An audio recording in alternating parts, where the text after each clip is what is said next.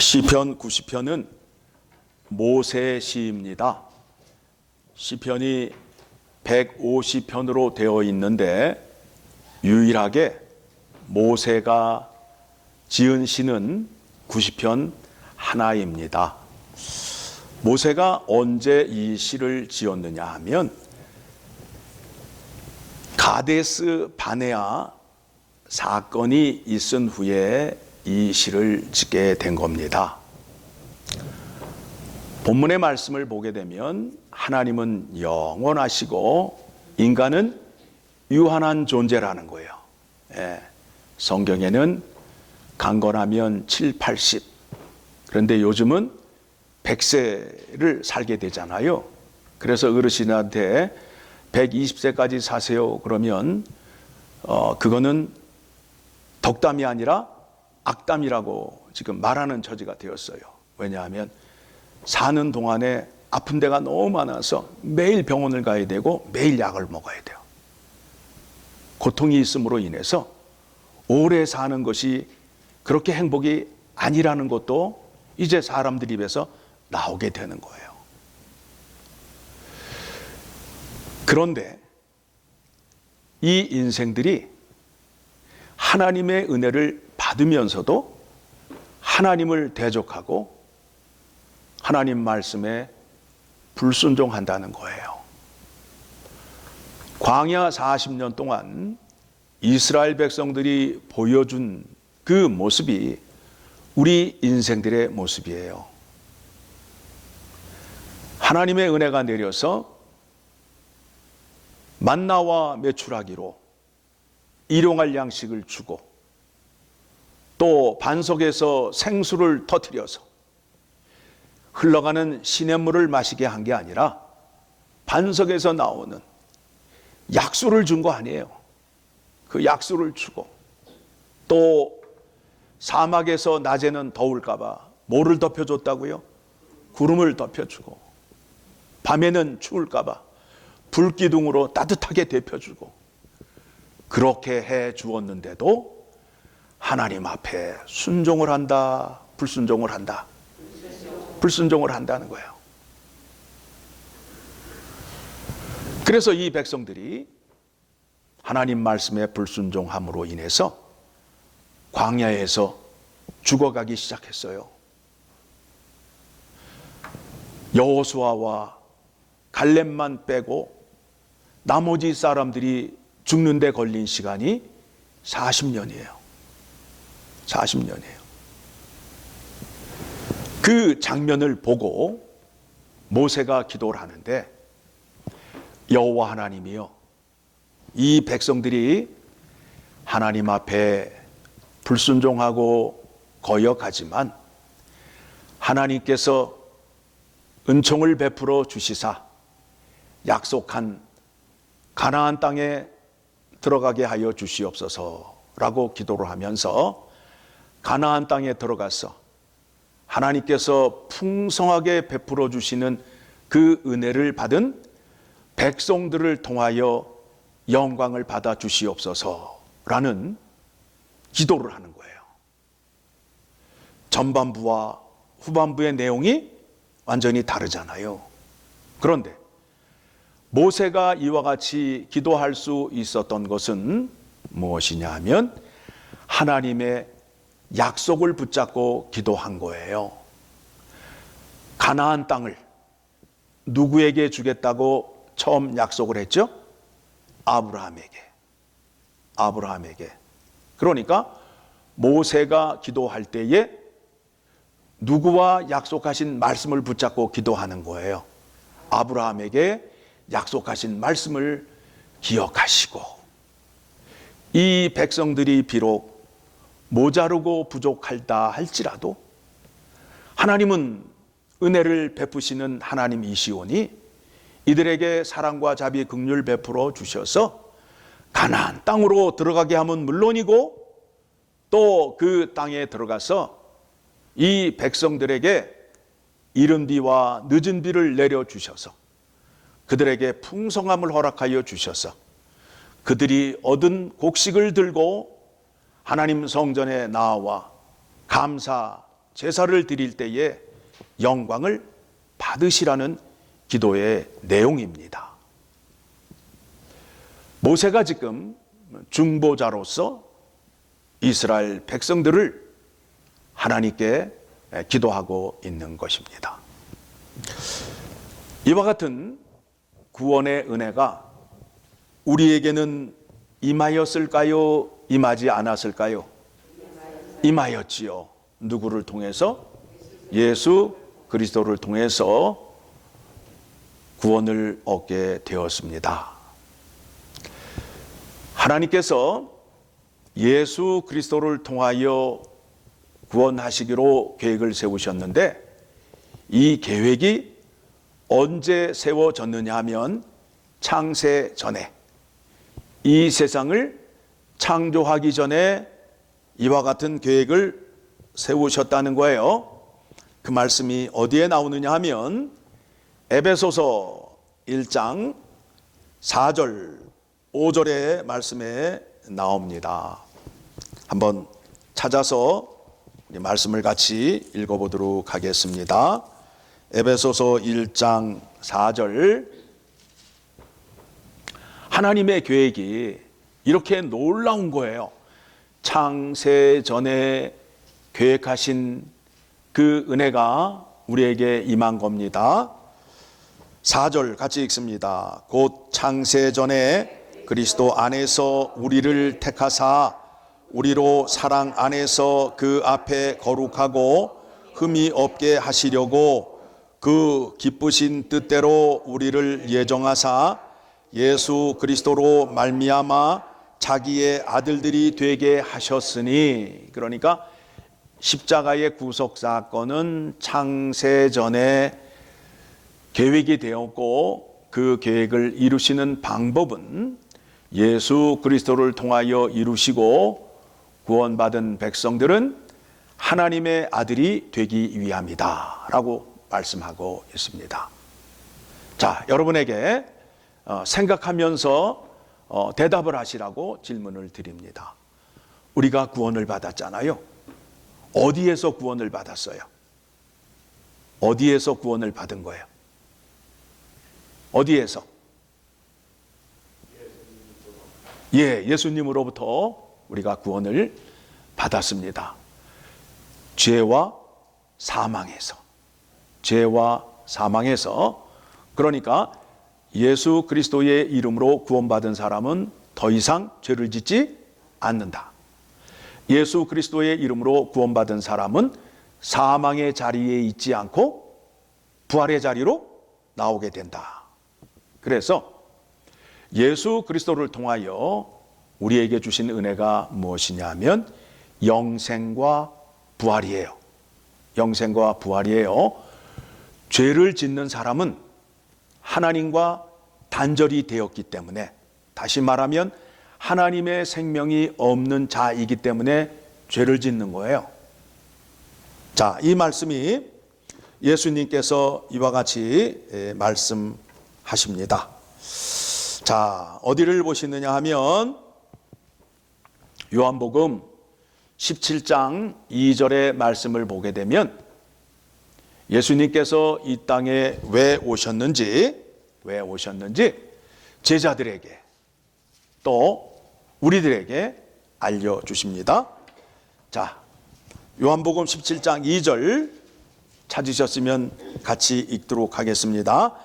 아버지께서 아들에게 주신 모든 사람에게 영생을 주게 하시려고 만민을 다스리는 권세를 아들에게 주셨음이로소이다. 예수 그리스도가 어떤 권세를 가지셨어요? 하늘과 땅의 모든 권세를 가지셨어요. 맞아요, 안 맞아요? 맞죠?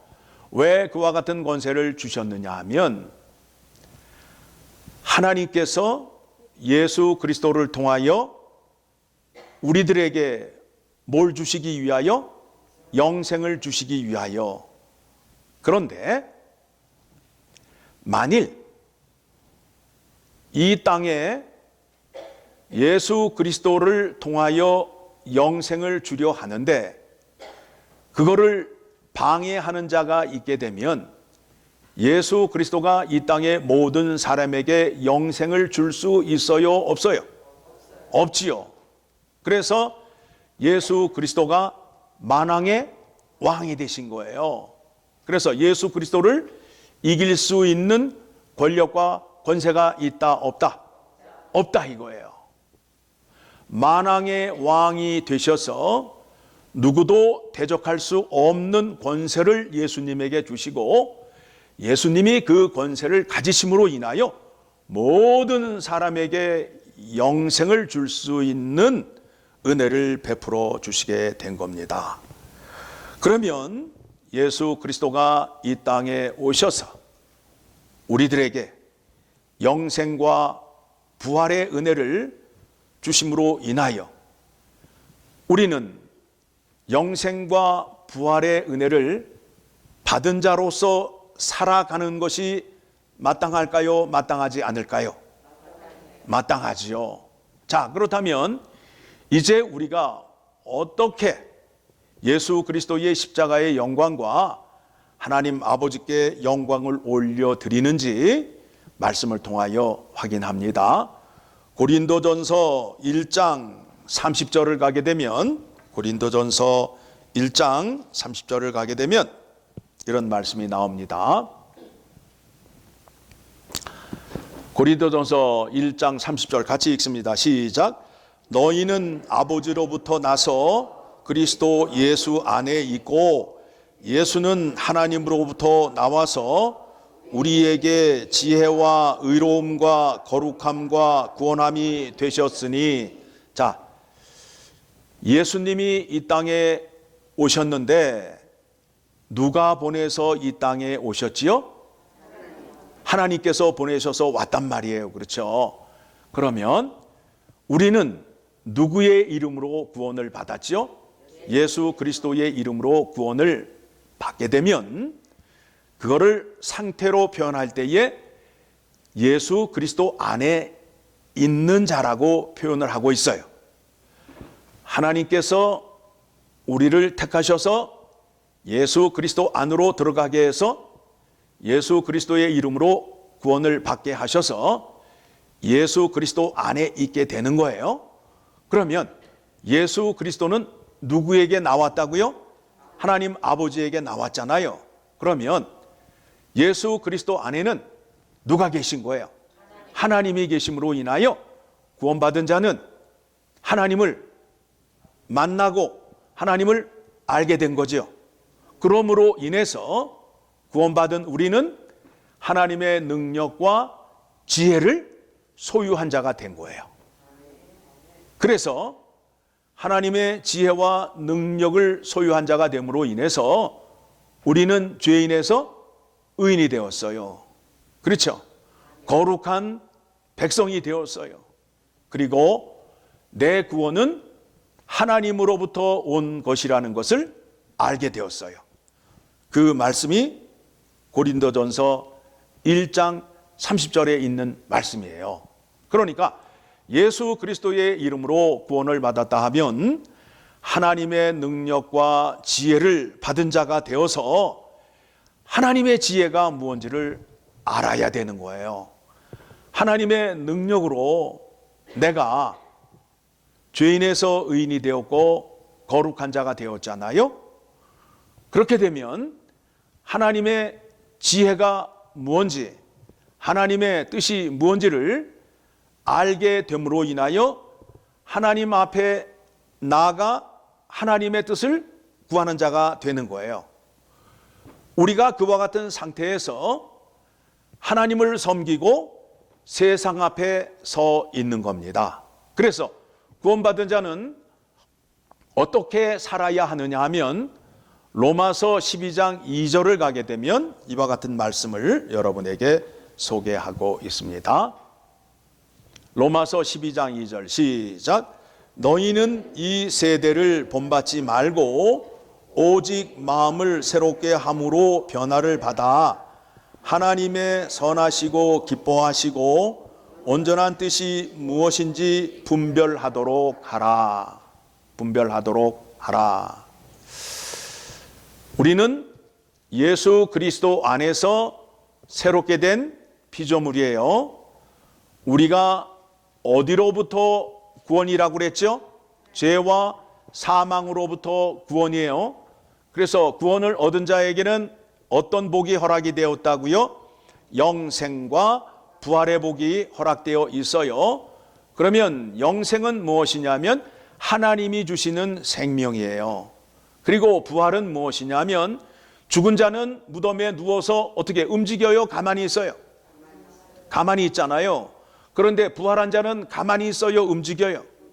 움직이잖아요. 그러니까 영생을 얻고 부활을 얻었다 하면 하나님의 생명을 받음으로 인하여 하나님의 말씀을 들을 수 있고 하나님의 말씀을 눈으로 볼 수 있고 또 입이 풀려서 하나님께 기도하며 하나님께 영광을 올려드릴 수 있고 또 하나님 전에 나와 예배와 찬양과 기도를 드릴 수 있는 자가 된 것을 말하는 것입니다.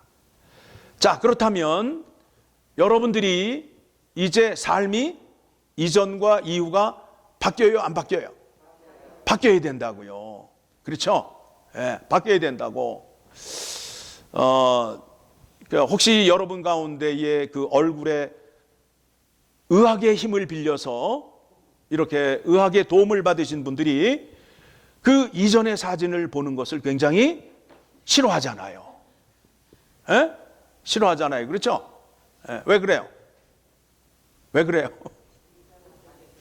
내가 봐도 이게 너무 심한 거야. 그러니까 이전의 사진을 보기 싫어하잖아요. 그렇죠? 누가 그 사진을 들춰내면 어떻게 해요? 난리를 치고 빨리 치우라고 난리를 치잖아요.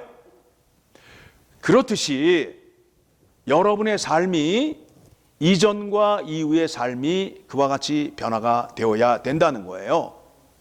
이전의 삶, 구원받은 이후의 삶이 변화가 되셔야 돼. 변화가 되셔야 돼. 그런데 그게 어떤 외형적으로 딱 나타나면 좋겠는데 그게 뭐냐면 마음의 변화라는 거야. 마음의 변화. 마음이 어떤 곳이에요? 내가 생각하고 판단하고 말하는 것을 끄집어내는 곳이고 행동을 지시하는 곳이잖아요. 그렇죠? 내가 너에게 마음으로 하는 거야. 내가 마음으로 주는 선물이야 라고 할 때 여러분이 뭔가 그 속에 그렇죠? 에? 뭔가가 있잖아요. 그렇게 믿음을 생각하시고 그렇게 사셔야 된다는 거예요. 그러므로 인해서 마음이 새롭게 됨으로 인하여 이전에 살던 방식으로 산다 안 산다? 안 산다가 이거예요. 그래서 마음이 변화가 되면 어떻게 변화가 되느냐 하면 심령이 가난한 자가 된 거야. 예, 물질에 대해서 가난해지라는 것이 아니라 하나님 앞에 내가 가난한 자로 서 있습니다라는 고백이야. 하나님, 나는 하나님에 대해서 아는 게 없습니다. 구원의 복에 대해서 아는 게 없습니다. 가르쳐 주시옵소서. 이게 심령이 가난한 자의 복이에요. 그런 다음에 또 애통하는 자의 마음을 가져야 돼요. 죄를 짓게 되면 내가 이 죄를 또 졌구나. 그리고 죄를 짓게 되면 주님 앞에 나아가서 죄의 용서를 구하는 자리로 나아가는 거예요. 그리고 의에 줄이고 목마른 자로 살아가는 거예요. 여러분, 하루 3끼를 먹잖아요. 그런데 한 끼를 안 먹게 되면 어떻게 돼요? 허전하고 2끼를 안 먹으면 3끼를 안 먹으면 눈이 쑥 들어가잖아요. 그렇듯이 하나님 말씀에 목말라야 돼요. 줄인 자가 되어야 돼요. 그렇게 살라는 거예요. 그렇게 살라는 거예요. 그리고 예수 그리스도의 성품을 닮으라는 거예요. 예수 그리스도의 성품을. 하나님의 율법을 행하는 데 있어서 사랑이 없으면 율법을 행할 수가 없어요. 사랑이 있어야 하나님의 율법을 행할 수 있는 자리로 나아가요. 하나님의 율법을 지키는데 사랑이 없게 되면 그 율법의 말씀이 오히려 그 사람을 시험을 주게 된다고요. 여러분, 사랑하는 여인에게 사랑해 라고 표현할 때 어떻게 하셔야 돼요? 성질을 부리며 사랑해 그러면 진심이 전해지는 거예요? 아니죠. 왜 성질을 부리는 거예요? 내 마음 안에 저 사람을 사랑하는 마음이 없기 때문에. 그러니까 사랑이 내 안에 없으면 하나님의 율법을 시행할 수 있는 자리로 나아갈 수 없어요. 그래서 우리 안에 십자가의 사랑, 예수 그리스도께서 들어와 계심으로 인하여 예수 그리스도의 성품을 우리에게 주심으로 인하여 그 성품을 가지고 계명을 지켜야 하나님의 뜻으로 이웃을 사랑하고 하나님을 섬길 수 있게 된다라는 겁니다. 그래서 예수 그리스도의 온유한 마음을 닮으라 라는 말씀입니다. 그리스도인의 삶이라는 것은 무엇이냐면 하나님께서 이 땅에 사람으로 오셔서 사신 것을 증거하는 삶이 그리스도인의 삶이에요. 하나님이 이 땅에 사람으로 오신 사건을 성육신 사건이라고 그러죠. 이 땅에 사람으로 오신 하나님의 아들 예수 그리스도가 이 땅에 하나님의 아들로 살아가는 데 있어서 아버지를 사랑하고 아버지에게 죽기까지 순종하셨어요. 그렇다면 여러분들이 하나님을 기쁘게 하고 하나님을 섬기는 데 있어서 놓을 모델이 있다고. 그분이 누구예요? 예수 그리스도라고요. 그래서 예수님처럼 하시게 되면 누가 기뻐하신다고요? 하나님이 기뻐하신다고요. 그래서 예수님의 제자들이 예수님을 닮고 또 사도의 가르침을 따라 또 사도를 통하여 예수님을 알게 되어서 예수님을 닮으려 했던 이 땅에 있는 많은 믿음의 선조들이 있잖아요. 예수 그리스도를 닮는 삶이 여러분의 삶이 되셔야 됩니다. 자, 다시 본문으로 돌아가게 되면 모세가 이스라엘 백성 앞에서, 지금 이스라엘 백성들은 광야에서 하나님 말씀에 불순종함으로 인하여 애굽 땅에서 건너왔던 사람들이 죽어가는 거예요. 혹시 애굽에서 홍해를 건너온 20세 이상 된 사람의 숫자를 기억하시나요? 60만 3,550명이에요. 많죠? 그런데 거기에서 두 사람, 누구요? 갈렙과 여호수아만 빼고 나머지는 다 죽어. 그런데 그 사람들이 죽는데 걸린 시간이 몇 년이라고요? 40년이라고요. 모세는 가나안 땅에 들어갔다 못 들어갔다? 못 들어갔다 이거예요. 자기가 가나안 땅에 못 들어가지만 이 백성들을 가나안 땅으로 들어가게 해달라는 기도예요. 무엇을 붙잡았다고요? 아브라함의 약속을 붙잡고 기도하신 거예요.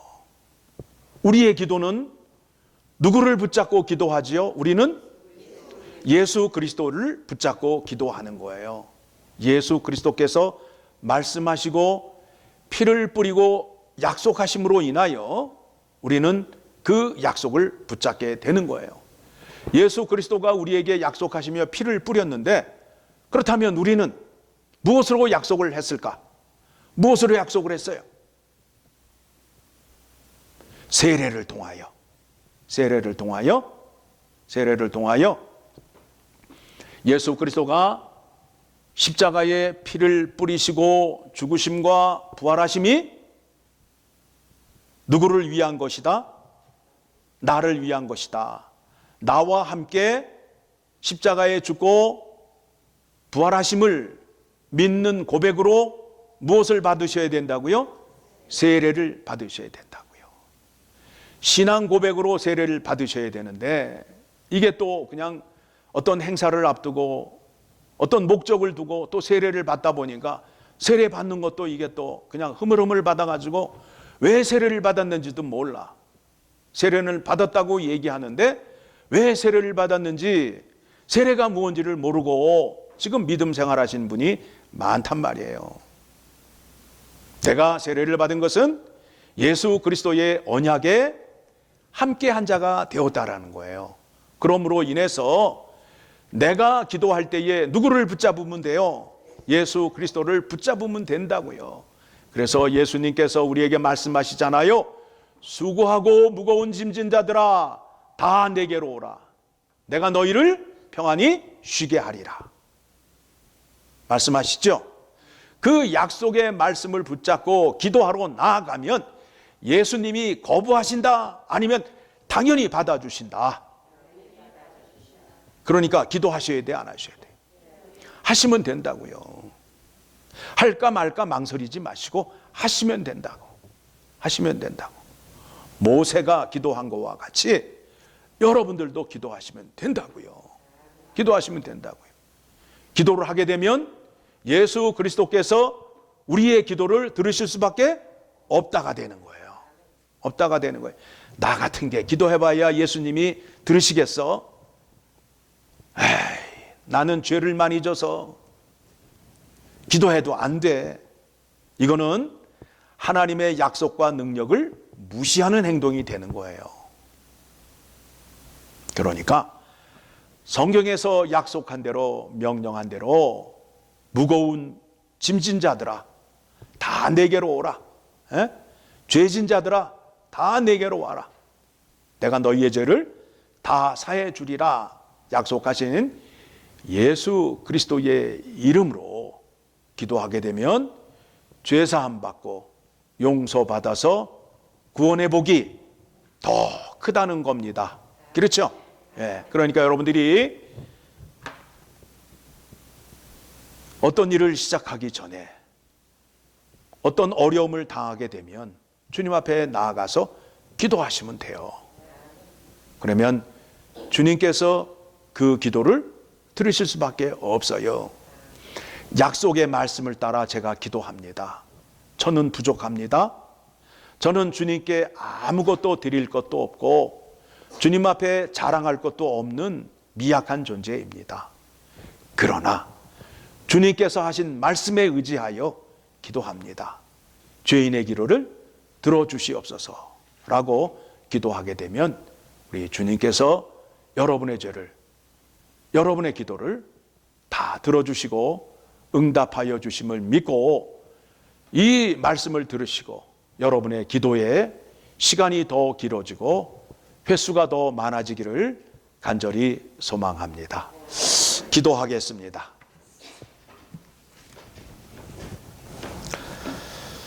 하나님 아버지,